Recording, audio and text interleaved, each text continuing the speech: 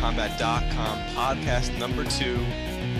Welcome everyone. Just a quick shout out to Shep for picking our intro music for tonight. It's awesome. And I want to just go over a few things first. I want to encourage all of you, all of our listeners, all of our followers to follow us on Twitter at D3Combat. Sign up on our YouTube channel. It's D3Combat. And search us on Facebook at d3combat.com.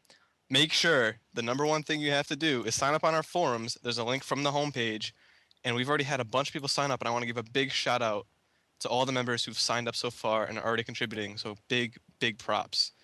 So let me introduce the panel for tonight. Tonight we're working with Keizo. Keizo, how are you? Pretty good.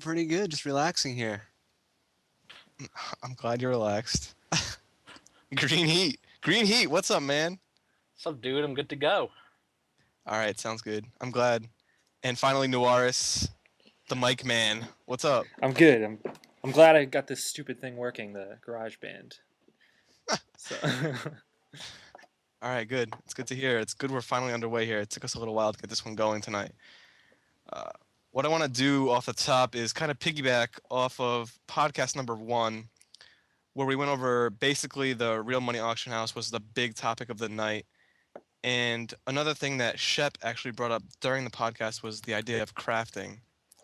Now I want to go over how these two things, the real money auction house and the whole crafting system, are going to affect item saturation as in Diablo 3, especially as compared to Diablo 2. All right, now what I mean by item saturation is the whole idea of after the game's been out for quite a while, you're going to have all of the best items in a high supply with a fairly low demand.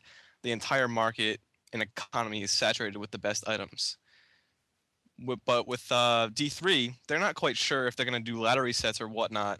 So do you guys feel that item saturation might become a problem in Diablo 3? GreenHeat, what do you think? Yeah, it's definitely a real possibility, because without any specific ladder resets where everything gets wiped and then taken a non-ladder, people are just going to keep accumulating gear. And this, of course, brings it back to the real money auction house.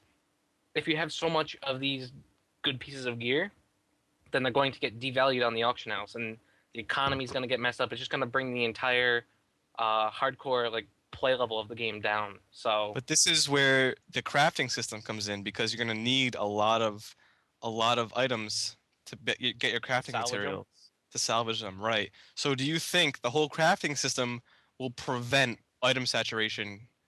Keizo, what do you think about that?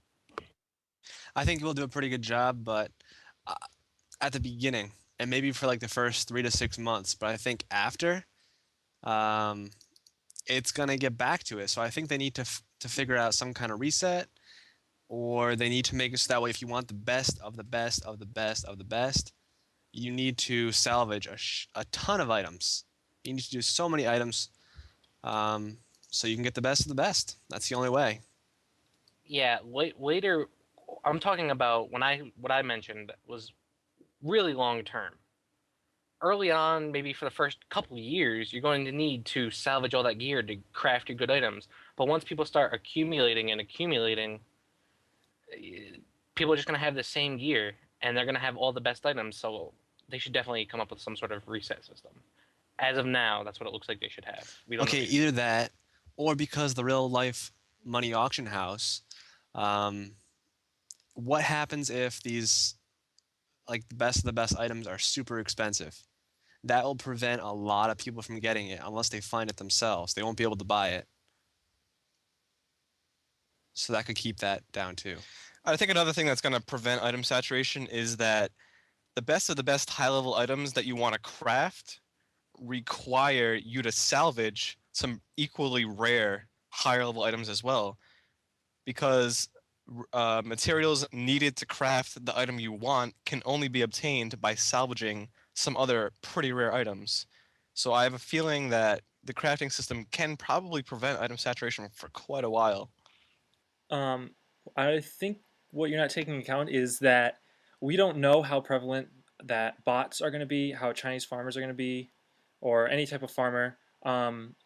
If they're able to produce quality items at like high rate and put them on the auction house for cheap, I don't even think crafting will help like offset the saturation at all, considering it'll just be a constant influx of good items. Um, but again, we don't know if Blizzard's taking any steps to prevent botting or farmers, and what their plans are for for them just taking over the real money auction house. Well, one point to somewhat counter that is that even the high end recipes, you're gonna know the item type and you're gonna know like 2 to 3 of the stats, but there are always gonna be 2 to 3 random modifiers. So you can't always just be crafting the best of the best because you're always gonna be dependent on those random modifiers. Yeah, it's like the current crafting system in Diablo 2. It's There's each item has 2 things that's always going to be on it. right. And That's everything where else it's is similar. essentially just completely random. So when you craft an item, it's gonna be gonna be un-ID'd, right? Like it'll just pop up with the random stats, correct? What do you mean by unID? Like if you make an epic or not epic, sorry, like a unique axe, it's gonna show up in your inventory with everything ready to go, all the stats, as opposed to saying like epic axe unidentified, and then you have to get it identified, and then that's when the stats show up. You know what I mean? Well, It no, should be the identified if it's here, crafted. how the artisans who are going to be crafting the items for you have the recipes basically you go into their basically through their UI, you click on their recipes and you can see what they can make. And if you highlight one on, for example, on the Diablo wiki, um, there's an item called the Empowered Long Axe, and this requires uh, 2 materials, 6 common scraps, 1 bone, and 200 gold. Now, the common scraps and the bone are obtained through salvaging other items, and obviously the gold is just shot from monsters. Now, the recipe shows that what is going to happen when you use these materials is you're going to get an empowered long axe, and it shows you the varied stats. So it says 0.1 to 0.14 attacks per second, plus 4 to 5 critical strike rating. So there are your variables. You know it's going to be those 2 mods, but you don't know which of which number of those variables you're going to get. And then it says +2 random properties. Now those 2 random properties could be anything. So you might make an axe that has 4 really solid damage modifiers on it, or you could make those 2 base modifiers plus 2 junky modifiers, and you might as well just throw the axe on the ground. I think another thing to think about here is once you get the item crafted, okay, say you crafted the empowered long axe, what happens when you salvage that? Do you get more of that same property, or do you get better properties? Also, say you salvaged the top items. Well, how do you know it's the top item? There's really no way to know, because what if you just salvage a top item that you think is a top item, and then you craft even a higher end item than that? I mean, could it potentially get better and better and better and better and better? Does it ever end? Yeah, it will if it's anything like Diablo 2, because there's a maximum number of modifiers you can have on an item. Right. And And that's based eventually on everyone's going to level. learn the prefixes and suffixes for the different modifiers, and they're going to figure out there's not going to be anything better than, plus damage and life leech, for example, or things of that nature. But maybe because of the vary, it says it varies 0.1 to 0.14 and 4 to 5. Maybe if you did it multiple times, it would get better and better each time. Even though it's still got the presets, it could just get better. No, it's going to, each time you recraft it, it's going to be random again. It's not going to automatically improve the next time you okay. craft it. Yeah, when you So salvage it, it gets deleted, so you're not building upon a previous item. You're deleting it. That's kind of like the gambling aspect of it, too. So it seems like crafting good items, you might have some semblance of control because you'll know like the maxes and the minimums on certain stats. But like, I guess what I was referring to earlier when I asked if you crafted and like if it came un-ID'd when you created it or not. Like I'm wondering if on the real money auction house that you'll be able to put un-ID'd items on the auction house that haven't had their stats revealed yet, so that people might pay more so they can have a chance to get a perfect item, as opposed to seeing an item already ID'd and it's not the best, but they'll buy it.